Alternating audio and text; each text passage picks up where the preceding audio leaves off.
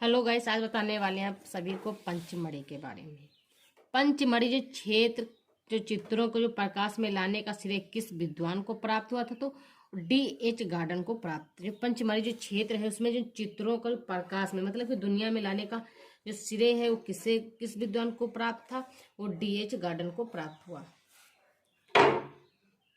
पंचमढ़ी मध्य प्रदेश क्षेत्र के जो महादेव जो पर्वतमालाओं की जो शैल चित्रों की जो प्रकाश में लाने का जो प्रथम श्रेय था वो डॉक्टर D.H. गार्डन को है। जो D.G.R. हंटर द्वारा इसका प्रचार दिया गया है। जो D.G.R. जो हंटर है उसके इसका प्रचार दिया गया है। हंटर ने वर्ष 1923 ईस्वी में प्रकाश Congress of the pre and protohistoric sciences ने दिए गए वाक्य में यहाँ का शैल चित्रों का परिचय दिया है। मतलब कि जो पंचमढ़ी जो मध्य प्रदेश में स्थित है, इस मतलब जो पर्वत है वो महादेव पर्वतमालाओं के शैल चित्रों में प्रकाश लाने का श्रेय D.H. गार्डन को है। और जो D.G.R. हंटर द्वारा उसका प्रचार किया गया था, जो एक और विद्वान थे उनका नाम था D.G.R. हंटर, उनका प्रचार किया है। हंटर ने वर्ष 1932 में Congress of the pre and protohistoric sciences में दिए गए वाक्यों में यहाँ के चित्र शैलियों का प्रचार दिया।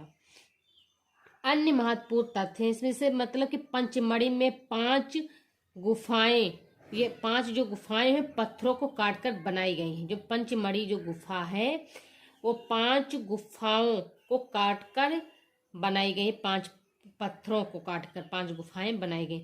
इसके बारे में मानता है कि सभी ये पांडव के वनवास का जो कालीन था, निवास स्थल था।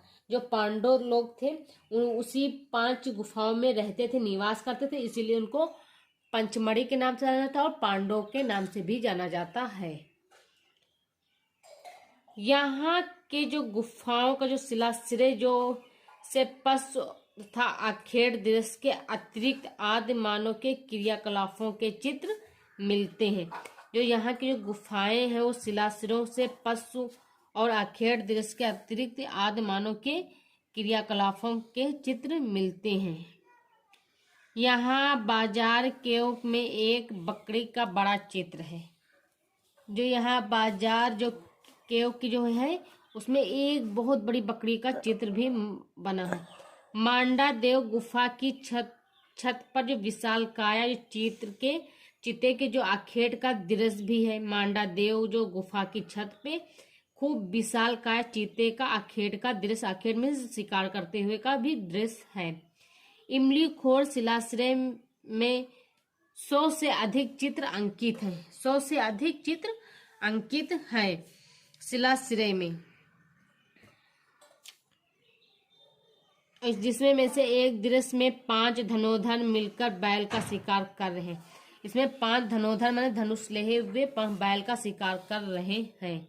इमली खोर शिलाश्रय में बताया गया है। उसके बाद पंचमढ़ी जो क्षेत्र के जो चित्रों को प्रकाश में लाने का श्रेय किसे है? D.H. गार्डन को है।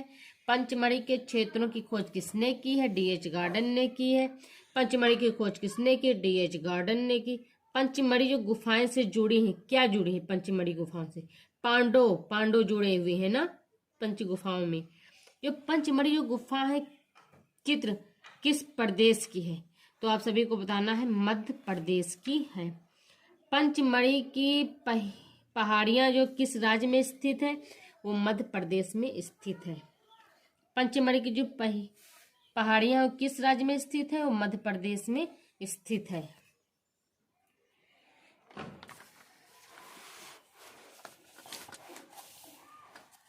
पंचमढ़ी किस प्रदेश में है? मध्य प्रदेश में है। पंचमढ़ी स्थित है वो मध्य प्रदेश में स्थित है। स्पेन का जो अल्टामीरा जो के समकक्ष कहाँ के शिला चित्र हैं? तो वो है पंचमढ़ी के। कहाँ के हैं? पंचमढ़ी के। स्पेन के अल्टामीरा के समकक्ष कहाँ के शिला चित्र हैं? वो पंचमढ़ी के हैं। स्पेन का अल्टामीरा के समकक्ष पंचमढ़ी के शिला चित्र इसलिए हो सकते हैं क्योंकि दोनों जगहों के गुफा चित्रों में काफी समानता देखी जाती है। दोनों की जगहों पे बारहसिंघा आदि के भी चित्र बने पाए गए हैं, मतलब दोनों की जगहों पे बारहसिंघा आदि के चित्र बने पाए गए हैं। दोनों ही स्थानों के चित्रों में लाल और गेरू, मतलब जो लाल रंग पहले उसमें गेरू का यूज होता था, पीले रंगों का प्रयोग किया गया, वो खनिज रंग है। फिर उसके बाद में आ रहा है सिंघनपुर। सिंघनपुर कहाँ स्थित है? छत्तीसगढ़ में। निम्नलिखित में से कौन सा स्थान भारत का ऐतिहासिक जो है स्थान नहीं है? तो सिंघनपुर में मतलब जो ऐतिहासिक नहीं है। सिंघनपुर चाव स्थल पर्वत श्रृंखला के तल पर बासा एक गांव है। जो सिंघनपुर जो चाव स्थल जो है, चराने वाला जो स्थल है, पर्वत श्रृंखला के तल पर बसा है एक गांव, जो छत्तीसगढ़ के रायगढ़ इरासत के छोटी माण नदी के पूर्व की ओर स्थित है। यहाँ 5 चित्रित शिलाश्रय तथा गुफाएं मिली हैं जो प्रागैतिहासिक काल की हैं। मतलब कौन सी गुफा? जो प्रागैतिहासिक काल की है, उसमें 50 चित्र शिलाश्रय तथा गुफाएं मिली हैं जो प्रागैतिहासिक काल की हैं। जबकि मोहनजोदड़ो, लोथल तथा हड़प्पा सिंधु घाटी सभ्यता के स्थल ऐतिहासिक काल के अंतर्गत आते हैं। सिंघनपुर के जो चित्रों की खोज वर्ष 1910 में डब्ल्यू एडिसन ने की है। सिंघनपुर के जो चित्रों की जो खोज है वो डब्ल्यू एडिसन ने की है। किस सन में की है? 1910 में। सिंघनपुर ग्राम में 50 चित्रित शिलाश्रय रेतीली चट्टानों में स्थित। जो रेतीली चट्टान है सिंघनपुर में, वो 50 चित्रों के शिलाश्रय में पत्थर, मतलब जो बहुत बड़ा पहाड़, उस पर शिलाश्रय के चित्र मिलते हैं।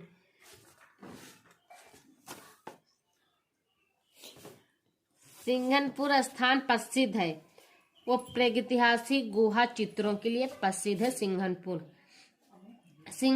किसके लिए प्रसिद्ध है? वो प्रागैतिहासिक शिला चित्रों के लिए प्रसिद्ध है। किस विकल्प उत्तर का चयन करके जो रायगढ़ के जो पूर्व ऐतिहासिक कला का जो हिस्सा नहीं है, वो उदयगिरी में हिस्सा नहीं है। उदयगिरी की जो गुफाएं हैं वो गुप्त काल की हैं। इम्पोर्टेंट क्वेश्चन यहाँ पे हम बता रहे हैं कि जो उदयगिरी जो गुफाएं हैं वो गुप्त काल की हैं और शेष सभी रायगढ़ के पूर्व ऐतिहासिक कला का हिस्सा है। जो बरसाना जो झार के जो मानव है और पशु का जो रेखांकन किया गया है, वो वन भैंसा है, धनुषवाड़ है, पकड़े हुए शिकार करते हुए मानव है, हाथ पकड़े हुए नाचता मानव, पंक्ति का जटिल रेखांकन है, ब्लोडल जो जंगली सुअर है, हाथी और हाथ उठाए कुछ मानव कृतियां हैं। वे अमर गुफा रायगढ़ जिले में सोनबरासा खारिसिया, मतलब खारिसिया जो में स्थित है। पूर्व ऐतिहासिक कला केंद्र रायगढ़ में स्थित है, छत्तीसगढ़ में। कहाँ पे स्थित है? छत्तीसगढ़ में। सबसे पहले पूर्व ऐतिहासिक कला केंद्र, पूर्व ऐतिहासिक कला केंद्र रायगढ़ वर्तमान में छत्तीसगढ़ में स्थित। पहले रायगढ़ में स्थित है, अब इसमें वर्तमान में छत्तीसगढ़ में है। यह काबड़ा पहाड़ी क्षेत्रों के सिंघनपुर गांव के निकट कुछ दरीरियां मिली हैं, कुछ दरारें मिली हैं जो उसकी खोज की गई है। इसी के पास बोल्टल्ड के विशाल गुफा में हिरण है, छिपकली, जंगली भैंसों का अंकन हुआ है। एक दृश्य में जंगली भैंसे का शिकार करते हुए मानव आकृतियों को भैंसों के चारों ओर संयोजित किया गया है।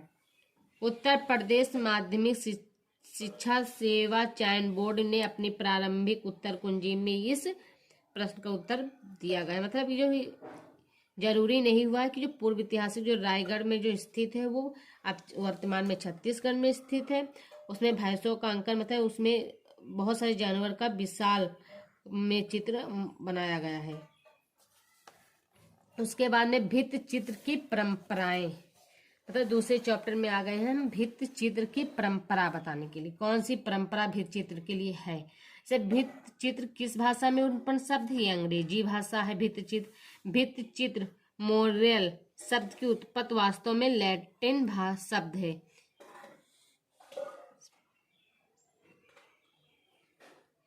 भित्ति चित्र कहाँ स्थित है? खजुराहो में स्थित है। प्राचीन भित्ति चित्र मध्य प्रदेश के खजुराहो में मिलते हैं। जो प्राचीन जो भित्ति चित्र है वो कहाँ पे मिलते हैं? वो मध्य प्रदेश के खजुराहो में मिलते हैं। भित्ति चित्र किस धरातल पर किया गया है? वो भित्ति पे। जो भित्ति चित्र है वो किस धरातल पर किया गया है? भित्ति पे। सामान्यतः भित्ति पर किए गए चित्रण भित्ति चित्रण कहलाता है। भित्ति या म्यूरल पेंटिंग चित्रकला तथा आलेखन की वह विधा है जो भवनों की दीवारों तथा छतों का अलंकित करने से संबोधित है।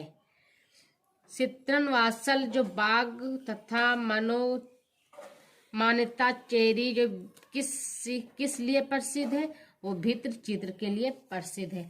चित्रणवासल बाग तथा मानतन चेरी भित्ति चित्र के लिए प्रसिद्ध है। वो 8वीं में।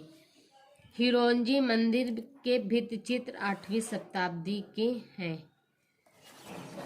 ग्रिओटो किस रूप में प्रसिद्ध है? वो भित्ति चित्रकार के लिए प्रसिद्ध है। जो मतलब कि जो भित्ति चित्र है जैसे सीबी जातक के अंतिम देश में साधु के रूप में चित्रित है। वो अग्नि और तथा इंद्र के लिए प्रसिद्ध है। अग्नि और इंद्र के लिए प्रसिद्ध है। शिलागुही जो मंदिर में मुख्य द्वार के लिए जो विशाल मंडप में विश्व प्रवेश करती हुई बाईं ओर की भित्ति पर सभी जातक का चित्रांकन है। इसको इंद्र तथा अग्निबाज तथा कबूतर के रूप में शिबित की परिभाषा लेते हैं। इसके अंतिम दृश्य में अग्नि तथा इंद्र को साधु के रूप में चित्रित किया गया है जो राजा को श्रद्धा भक्त के रूप में कुछ दे रहे हैं। जो राजा को जो श्रद्धा भक्त के रूप में कुछ दे रहे हैं उसमें चित्रित किया गया है साधु और इंद्र को। गुफा मानव लोक चित्र के लिए किस प्रकार के रंगों का प्रयोग किया जाता है? वो मिट्टी के रंग के प्रयोग किया जाता है। मिट्टी के जो रंग है गुफा मानव लोक चित्र बनाने के लिए प्रायः पीले, लाल, गेरू एवं काले रंगों का प्रयोग करते थे तथा पीले एवं लाल, बादामी तथा विभिन्न रंगों का निर्माण करते थे। चित्रों की रचना में सर्वप्रथम काले रंगों में महीन ब्रह्म रेखा खींच ली जाती थी। ये कोयला, लकड़ी जलाकर तथा जानवरों की चर्बी में रंग मिलाकर भी उसका प्रयोग करने लगे। जो गुफा मानव के लोग जो चित्र बनाने के लिए प्राय जो पीली, लाल, गेरू एवं काले रंगों का प्रयोग करते थे। पीले तथा लाल, बादामी आदि विभिन्न रंगों का निर्माण करते थे। चित्रों की रचना में सर्वप्रथम काले रंग से महीन ब्रह्म रेखा खींच ली जाती थी और कोयला, लकड़ी जलाकर और जानवरों की चर्बी से रंग मिलाकर भी उसका प्रयोग करने लगे।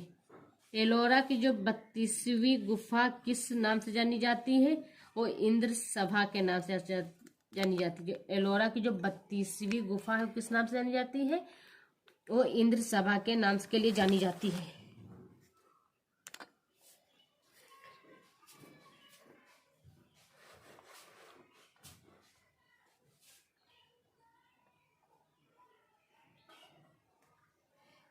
एलोरा जो भारतीय पाषाण शिल्प स्थापत्य कला का सारा है। वो यहाँ 34 गुफाएं हैं जिसमें 12 बौद्ध गुफाएं हैं और 17 हिंदू गुफाएं हैं और 5 जैन गुफाएं हैं। जो 30 लेकर 34 ये गुफाएं आसपास में बनी हैं। अपने निर्माण काल के धार्मिक सौंदर्य को दर्शाती है। 5 जैन गुफाओं में से 32वीं गुफा सबसे प्रसिद्ध है जिससे इंद्र सभा नाम से पुकारा जाता है। जो एलोरा जो भारतीय पाषाण शिल्प है स्थापत्य कला का जो सारा है वो यहाँ 34 गुफाएं हैं भारतीय पाषाण शिल्प में और कला का सारा पूरा उसमें उल्लेखन किया गया। उसमें 34 गुफाएं हैं और 12 गुफाएं बौद्ध की हैं, 17 गुफाएं हिंदू की हैं, 5 गुफाएं जैन की हैं और ये सभी आपस में बनी है। इसके निर्माण काल के धार्मिक सौंदर्य को दर्शाती है। 5 जैन गुफाओं में से 32वीं गुफा सबसे प्रसिद्ध है। इसे क्या कहते हैं? इसे इंद्र सभा के नाम से पुकारते हैं। 32वीं जो गुफा हो इंद्र नाम के सभा से जानी जाती है।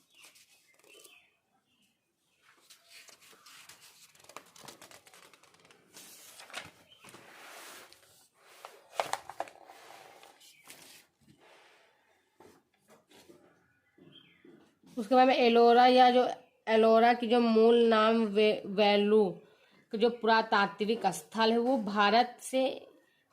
भारत में और औरंगजेब महाराष्ट्र से 30 किमी की दूरी पर स्थित है। कितनी किमी पर? महाराष्ट्र से 30 किलोमीटर की दूरी पर स्थित है। इन्हें कौन से राष्ट्रकूट वंश के शासकों द्वारा बनवाया गया था? राष्ट्रकूट वंश के शासकों द्वारा बनवाया गया था। अपनी स्मारक गुफाओं के लिए प्रसिद्ध एलोरा यूनेस्को द्वारा घोषित के विश्व में यह एक विश्व धरोहर स्थल है। जो एलोरा गुफाएं हैं ये विश्व धरोहर का एक स्थल है। ये अपनी स्मारक गुफाओं के लिए प्रसिद्ध है। एलोरा गुफा यूनेस्को द्वारा घोषित किया गया था, यूनेस्को द्वारा। एलोरा की जो कैलाश मंदिर का निर्माण है, जो एलोरा में जो कैलाश मंदिर का निर्माण है वो राष्ट्रकूट राजा कृष्ण प्रथम ने करवाया था। एलोरा का जो कैलाश मंदिर है वो राष्ट्रकूट के राजा कृष्ण प्रथम ने करवाया था उसका निर्माण। एलोरा की गुफाओं का अन्य नाम है वैरूल। वैरूल नाम से भी जानी जाने वाली गुफा है एलोरा। एलोरा की गुफाएं किसने बनवाई? राष्ट्रकूट ने बनवाई। एलोरा में इंद्र सभा के नाम से किस गुफा को जाना जाता है? 32वीं गुफा को जाना जाता है। एलोरा में कुल कितनी गुफाएं हैं? 34 गुफाएं। कितनी गुफाएं हैं? 34 गुफाएं हैं। उसके बाद में एलोरा में कितनी गुफा मंदिर है? तो इसमें आपको बताने हैं कि 34 एलोरा गुफा मंदिर है। एलोरा में गुफाएं और शैलकित मंदिर कितनी है? हिंदुओं, बौद्ध और जैनों के लिए, हिंदू, बौद्ध, जैन तीनों के लिए एलोरा गुफाएं शैलकित मंदिर के समान है। किस राज्य में एलोरा गुफाएं स्थित है? वो महाराष्ट्र में स्थित है। एलोरा की गुफाएं किस राज्य में स्थित है? और महाराष्ट्र में। एलोरा किस राज्य के लिए स्थित है? वो महाराष्ट्र के लिए। एलोरा के जो प्रसिद्ध कैलाश मंदिर का निर्माण एक राष्ट्रकूट नरेश ने करवाया था। उस नरेश का नाम क्या था? कृष्णराज प्रथम। क्या नाम था? कृष्णराज प्रथम। प्रथम इसलिए लगा क्योंकि कृष्ण 2 3 है ना उसमें, तो इसीलिए प्रथम लगे कि प्रथम वाले कृष्णराज ने ही कैलाश मंदिर का निर्माण किया था। वो राष्ट्रकूट के राजा थे। उसका जो एलोरा की जो प्रसिद्ध कैलाश मंदिर का जो निर्माण राष्ट्रकूट शासक द्वारा प्रथम ने करवाया था। यह प्राचीन भारतीय वास्तुकला, मूर्तिकला एवं स्थापत्य कला का सर्वोत्कृष्ट उदाहरण भी है। यह संपूर्ण मंदिर एक ही पाषाण को काटकर बनाया गया है। यह संपूर्ण जो मंदिर है एक ही पाषाण को काटकर बनाया गया है। इसका प्रागर 276 फीट लंबा है। जो इसका प्रागर है वो 276 फीट लंबा है और 154 फीट चौड़ा है। ये गुफाओं में दाहिनी ओर की दक्षिण की ओर बाहर और गुफाएं बौद्ध धर्म से संबंधित है। मध्य की 17वीं गुफाएं ब्रह्म धर्म में और उत्तर की 5 गुफाएं जैन धर्म से संबंधित है। मतलब कि जो एलोरा गुफाएं 276 फीट लंबी है और 154 फीट चौड़ी है। महत्वपूर्ण तथ्य है इसमें कि कौन से कैसे हुआ है। जो कैलाश मंदिर का जो निर्माण है द्रोह शैली में हुआ है। शैली कितनी? नागा शैली में नहीं हुई है, द्रोह शैली में हुई है कैलाश मंदिर का निर्माण। इंपॉर्टेंट है कि द्रोह शैली बताना, नागा शैली नहीं। कैलाश मंदिर के जो ऊपर का जो विशाल शिखर है 95 फीट ऊंचा है। यह 4 मंजिल है। जो कैलाश मंदिर का जो ऊपर का शिखर है वो 95 फीट ऊंचा है और ये 4 मंजिल का बना हुआ है। एलोरा का जो कैलाश मंदिर अपनी उत्कृष्ट शैली के लिए विश्व प्रसिद्ध है। एलोरा का जो कैलाश मंदिर अपनी उत्कृष्ट के लिए, अपनी उत्साहित के लिए शैली के रूप में विश्व में प्रसिद्ध है। यह हिंदू कला की उत्तम उदाहरण सुरक्षित है। ये हिंदू कला की उत्तम उदाहरण के लिए सुरक्षित है। नोट मतलब वर्तनी में जो दृष्टिकोण से जो कैलाश मंदिर अशुद्ध है। शुद्ध शब्द कैलाश है, किंतु विभिन्न प्रतिष्ठित पुस्तकों तथा चयन बोने प्रश्नों में कैलाश शब्द का ही उपयोग किया गया है। एलोरा की गुफाएं किस काल से संबंधित थी? राष्ट्रकूट के लिए संबंधित थी। किस साम्राज्य में एलोरा गुफाएं या कला को विकसित किया? राष्ट्रकूट। किस राज्य ने एलोरा गुफा कला को विकसित किया? राष्ट्रकूट ने। एलोरा प्रसिद्ध है मूर्ति के लिए।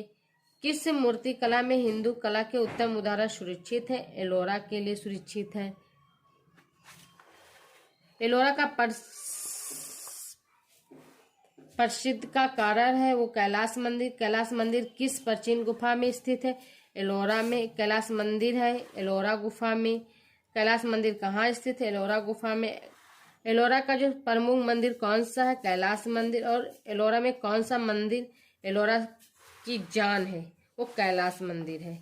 उसके बाद में नेक्स्ट वीडियो में हम फिर बताएंगे कैलाश का मंदिर, कैलाश मतलब जो एलोरा की गुफाएं की संख्या, कैलाश मंदिर का दृश्य के बारे में बताने वाले हैं। अगले वीडियो में मिलते हैं और आप सभी से यही निवेदन है कि हमारे वीडियो को अधिक से अधिक देखिए, सपोर्ट कीजिए, सब्सक्राइब कीजिए। जो नए हो सब्सक्राइब कर लीजिए, क्योंकि इसी तरह से वीडियो आपको मिलती रहे।